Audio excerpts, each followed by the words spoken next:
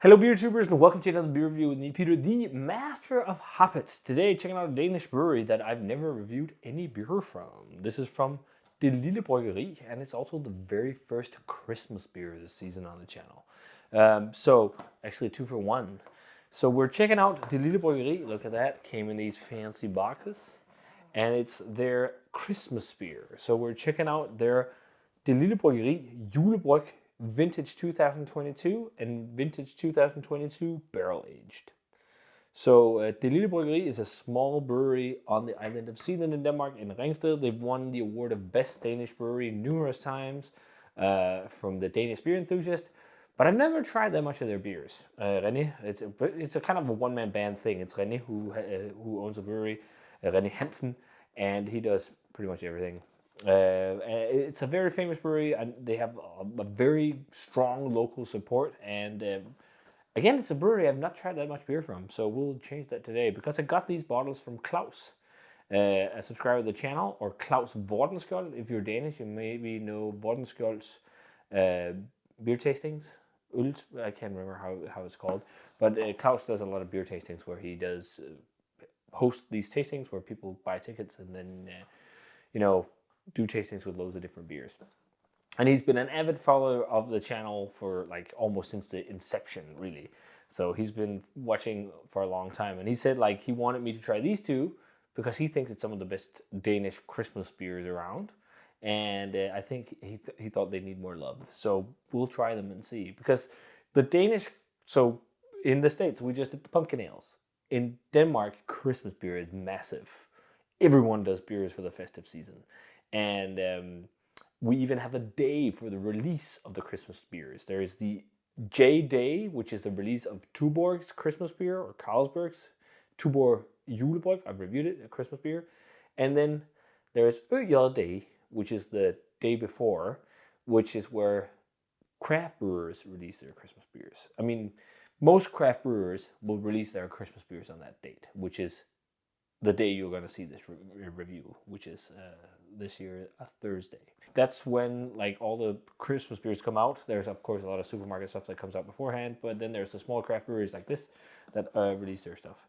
So yeah, they've got some info here on the bottle. It says that this is basically an interpretation of their regular Christmas brew, just more strong with more of everything, more malt, more spice, and whatnot. That's also the very common thing here.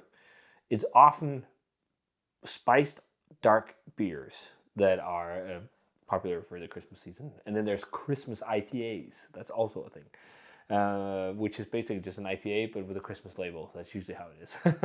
So we got the regular one, and then we got the, as I said, barrel-aged version that's aged for 6 months in bourbon barrels. And I believe it was Heaven Hill barrels. So a Vignes Belgian Strong Dark Ale is what this is. So in a regular version and a barrel-aged version. And it says here it's made with barley and wheat malt, hops, water, sugar, coriander, and yeast. So I guess the spice in here is coriander. But let's check them out. The first Christmas beer of the season. And a Belgian Strong Dark Ale. That's also one of the most common styles in Denmark for Christmas. Like, I think in the past, the most well-known was Sangfylien Noël. And then now Grimbergen is, of course, Carlsberg also making one. But that's like supermarket stuff. This is craft. So let's check it out. So pours a nice ruby reddish color, some brown hints in there, but it's pretty nice in the glass. Poured with a very frothy, tight head. It's beige. Let's check out the aroma. Very classic Danish Christmas beer. Really classic. Sweet, caramelly, toffee, candied sugar, red apple, clove, It's clove, I think, is a yeast thing. It's a yeast phenol. And then there's definitely also a bit of the coriander, but also getting like a little bit of a bubblegum vibe. And red apples, caramelized red apples.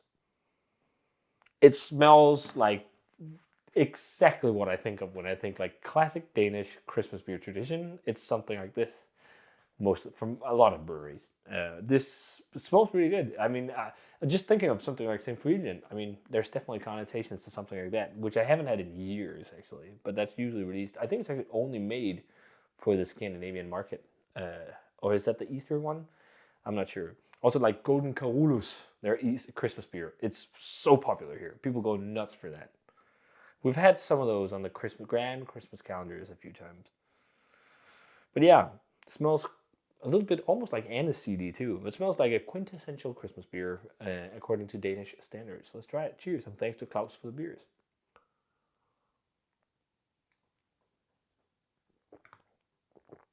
Lots of candied sugar, more so than I expected. That's quite nice. I was actually thinking, how is this going to be? Because sometimes these can just be really overly sweet, like multi beers. But it's actually quite well balanced. It's very authentic. It's very much like Belgian strong dark ale with lots of Belgian yeast character, but maybe more sweetness than a lot of classic Belgians, which I don't think is a bad thing necessarily. It suits these kind of Christmas beers. This is like a lot of people want to drink these with food. Like these really, this is 10%, 10.1%, and the other one is 11. Like these beers, I think are often best on their own or with desserts or something like that. They're Christmas food. These really sweet beers, I'm not sure. Like fatty duck and really sweet beer, I want something to cut through the fat. But it's good, very caramelly, very like loads of like candied sugar, classic candied sugar, candies as you say in Denmark. Then there's a nice plethora of spice, but it's like fruity spice. It's not like warm festive spice, which I personally prefer, but it's like coriander, clove. I'm getting a little bit of that, which is probably the yeast, a little bit of black pepper to it as well. And then it almost has like a bit of an English flair with like Bassett's wine gums. Like there's a lot of like currant flavor, red currant, black currant to this, with all those like caramel toffee vibes. And also a little bit of an anise, like licoricey vibe. Quite silky body, quite good body. Yeah, the coriander really comes apparent the more you drink it. I'd imagine this is inspired by something like Golden Carolus or some of these Hit Anka that makes that, or Golden Carolus was the other one that's really. Is it Hit Anka Christmas Ale? Is that how it is? I think so. I can't remember all the names of those, but it seems like it's very much modeled after those really strong Belgian Christmas beers. And I think it actually nails it really well. Like it's really well brewed in terms of a style that it's trying to imitate. It really tastes like these really strong Belgian Christmas beers. Like blindfolded, I think I'd have a hard time like picking them exactly apart. And I think maybe the biggest difference is that maybe the Belgian ones are a bit more fruity. This is a bit more malty, a bit more sweet, but I don't think that's necessarily a bad thing. Nice, let's try and jump over to the bourbon barrel aged version. So aged for barrels, and I think it was 7 months, yeah. Not a lot of time, but enough, I guess, for this beer. So exactly the same, just in the barrels. Let's check it out. Same color, kind of a more murky looking beer, but it's otherwise exactly the same color. Not murky, it's just like a little bit of some specks of dead yeast or something in the glass. But it looks the same, it looks nice. Let's check out the aroma. Yeah, something's definitely different here. You're getting vanilla and creamy, like oaky woodiness. Almost like I've talked about custardy, oaky woodiness in some beers. I'm getting that here. It's interesting, the barrel really overshadows the rest of the base, actually. Also, for it not being aged in barrels for very long. Like here you get all the essence of Christmas. Here you get lots of bourbon or barrel wood. I think like the coriander, for example, I'm not really picking up on it. I'm getting more of that like woodiness. Yeah, it's more like caramelly, more fudgy. I also think like a lot of the red apple kind of caramelized red apple flavor is boosted by the barrel as well. So there's definitely some fruitiness. No, and also there's no trace of alcohol. Here is more of like a spirit type alcohol. Smells nice. Let's try it. Cheers.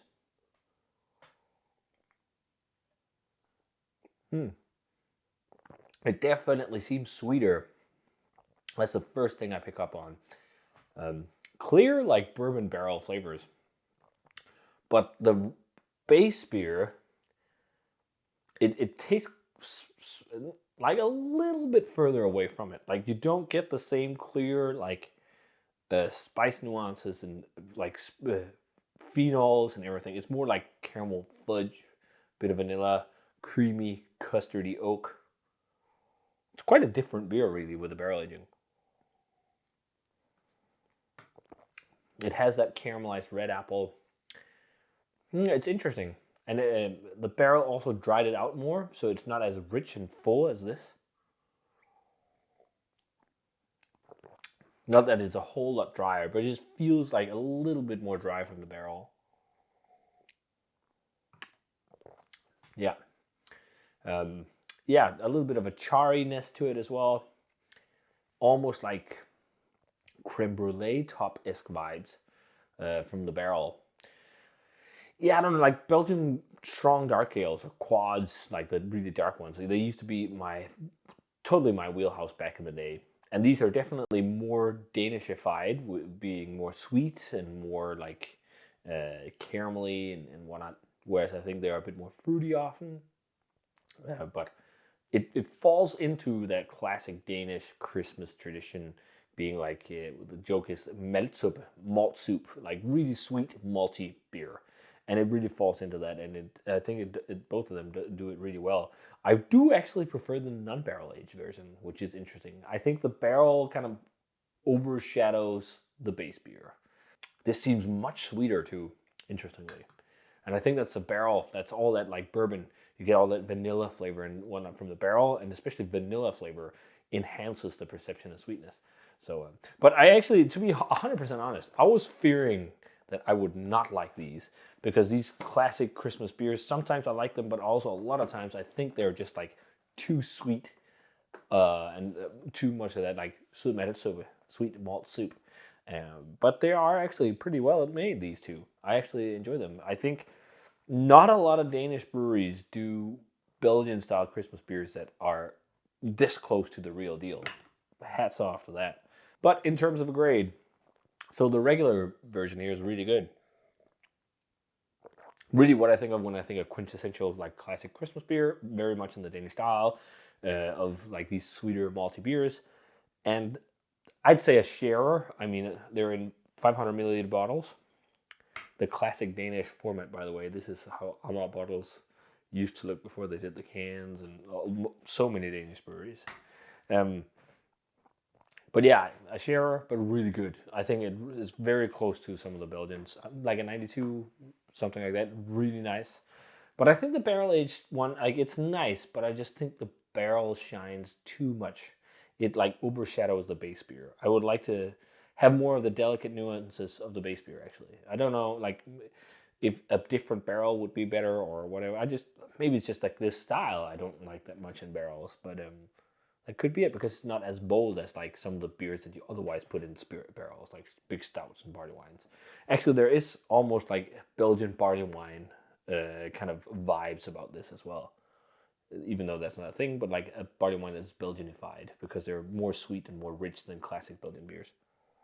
The barrel aged one, like at 89, I think 88.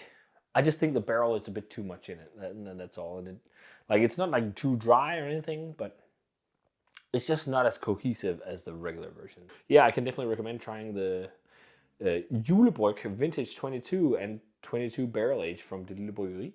They're out now. Thanks a ton to Claus for the beers.